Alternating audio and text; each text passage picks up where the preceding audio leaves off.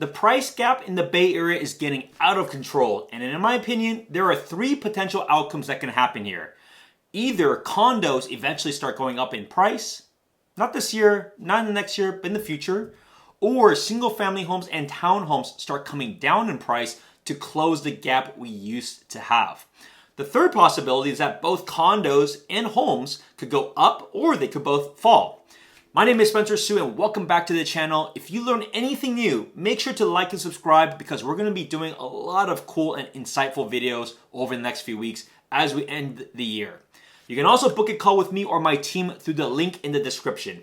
Today's video covers something I've been thinking about for a while, but I haven't quite figured out exactly how to explain it until now. After having several strategy calls with my clients, it got me thinking about the future of the Bay Area real estate market. Now, we can talk endlessly about what should be done and what isn't being done and what might happen. Maybe this video is just me sharing what I think will happen, but I want you to get involved in the comments. Let's be realistic though about this and discuss what could happen. I went back and looked at data from February 2020 before the pandemic. Now, this data is mixed between Alameda, Santa Clara, and San Mateo County because San Francisco and some other areas had a very different impact. At the time, the median condo price was at $679,000 versus now it's at $720,000. This is a mere 6% increase over the last 4.5 years. Townhomes were $864,000 and now they are at $1.185 million. Now this is an increase of 37%. The gap between a condo and townhome increased from $184,000 to $465,000. Single family was at 1.18, now it's at 1.586, which is an increase of 34%. The gap between a condo and single family increased from $500,000 to now $866,000. Now this price gap has only gotten worse. So how does this play out? Does this gap just keep getting bigger and bigger? Will condos ever grow faster and catch up?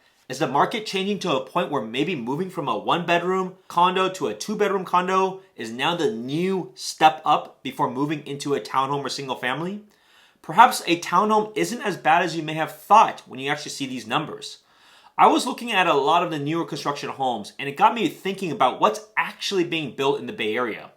If you look at any new construction in the core Bay Area, especially in the counties that I just shared, builders are emphasizing that density is the only way housing is going to be built in the Bay Area. If you look at what's being built, it's primarily townhomes or it could be some Tetris-style condos because that's where the numbers make the most sense for developers these days.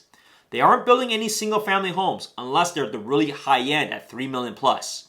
Sure, you're going to get a few very vertical ones up, but really it's not going to be anything meaningful to impact the local market in terms of volume. I'd love to hear your thoughts about this in the comments.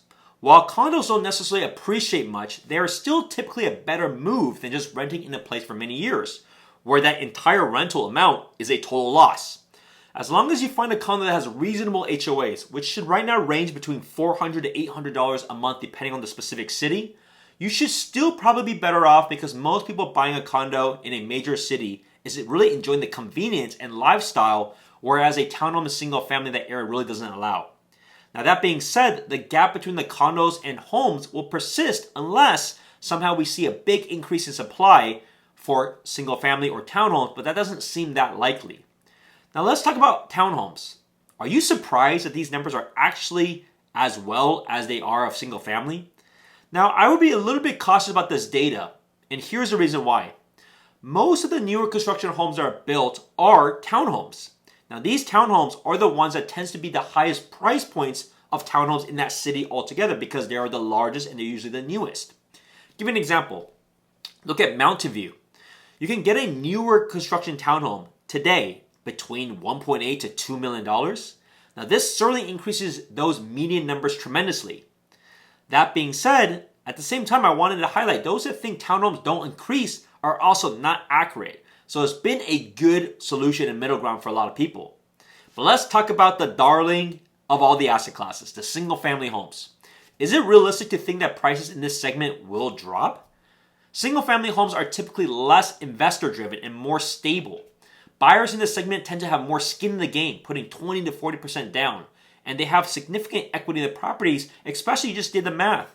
In the last couple of years, it's already went up over 30%. So how can you not have some significant amount of gains and equity in your home?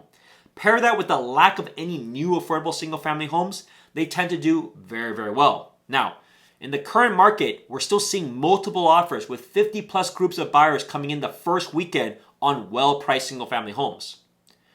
Even though condos require some more time to sell, they still end up selling, but just don't expect the same velocity, same level of traction of a condo versus townhomes and single family. This just goes to show that it's not always about the price, it's about the type of property people are willing to buy and invest in. We're not building enough homes in the Bay Area, and the supply problem isn't going away anytime soon. So, what do you think about this? Does the price gap continue to grow? We didn't even talk about the rent to owning gap. Do both condos and single families eventually just decrease in value, or does the gap stay the same while prices rise across the board? Let's talk about your options, as every scenario is different for every individual and every family. Call or text us at 408-547-4590.